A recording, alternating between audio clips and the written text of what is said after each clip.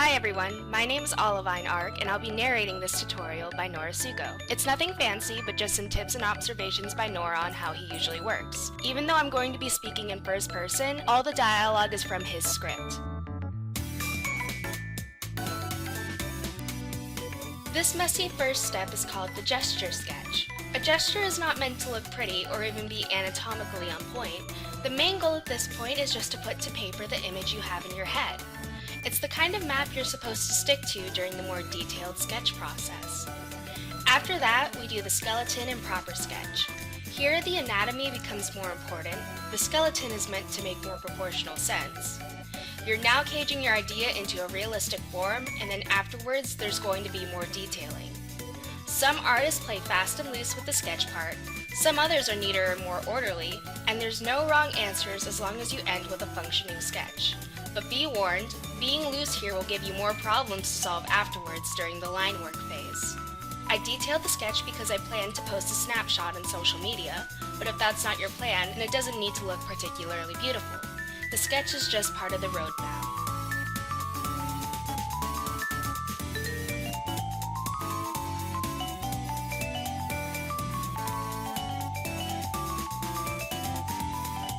I warped the image here, trying to add more of a sense of perspective, but ultimately backed off. Usually, a proportionally larger head gives a more youthful sense of charisma. Smaller heads have their own proportional charm too.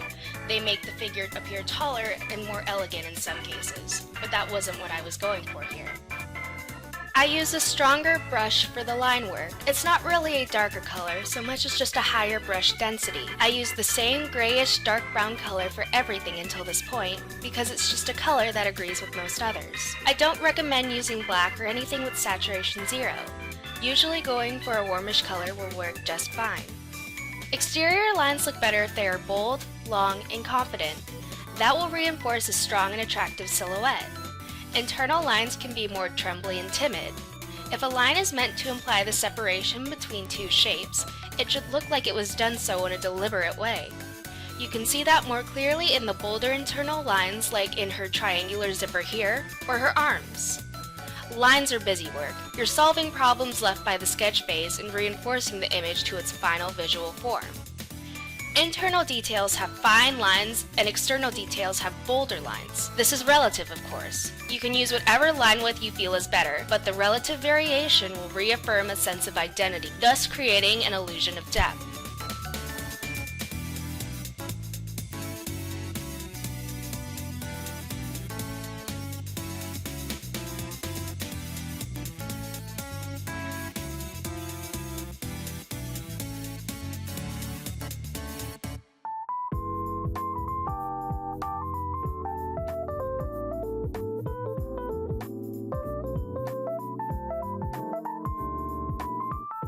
There's a texture in some of my line work which is not very perceptible, but adds some anti-aliasing to the final image. That's just my opinion that textured brushes are better than smooth ones. You should experiment and see how you like the results. Constantly experimenting, by the way, is a great way to improve. We tend to fear experimenting out of fear of failure, but we forget we're gaining nothing really by not trying new things. By not risking failure, you're just failing automatically, really.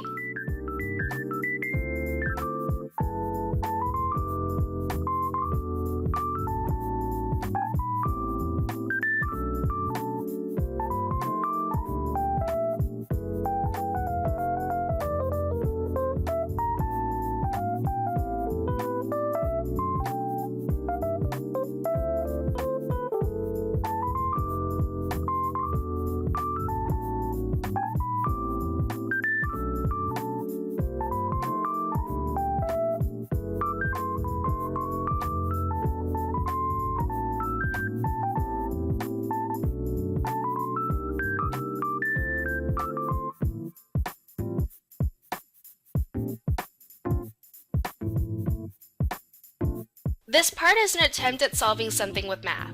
I'm no good with math, but I'm good at cheating, so I solved it anyway.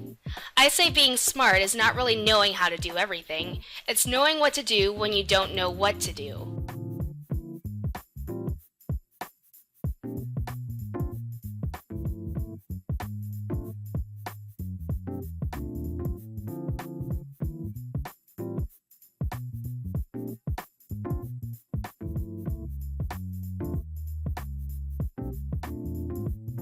I doubled the speed in this part because there's no secret here. I just fill the shapes to create layer masks afterward. Layer masks are great time and stress savers, and they're a vital tool for any digital artist. So, as I said before, experiment and learn how to use them to keep your colors in place.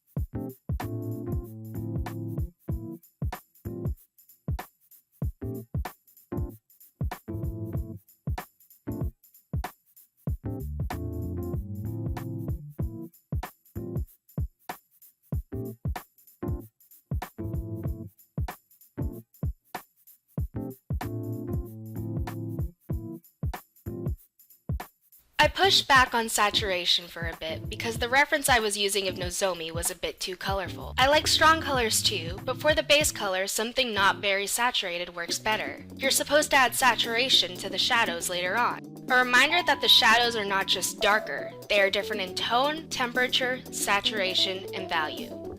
A realistic shadow is not just blacker than a lit area, it's also more saturated and colder. If you don't follow this rule, you'll risk your work looking muddy and lifeless. Coloring is the kind of thing that warrants a lot of experimentation and study.